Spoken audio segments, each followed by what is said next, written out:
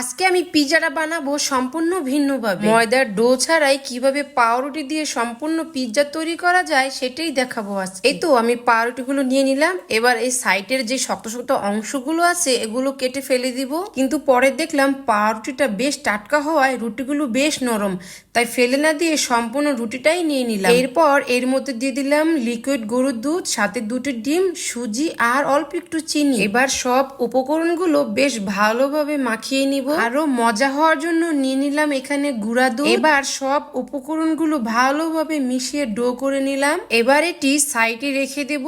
এবার নিয়ে নিলাম চিকেন গুলো। এবার আমি চিকেন গুলো ছোট ছোট করে কেটে নিব।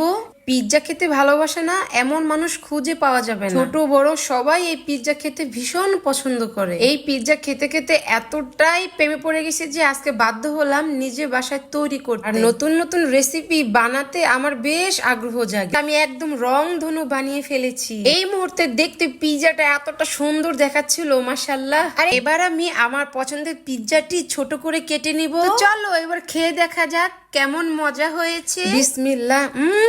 ভীষণ মজা হয়েছে। তোমরা যারা পিৎজা খেতে পছন্দ করো অবশ্যই এভাবে বাড়িতে ট্রাই করবা, ইনশাল্লাহ খেতে ভীষণ ভালো লাগবে।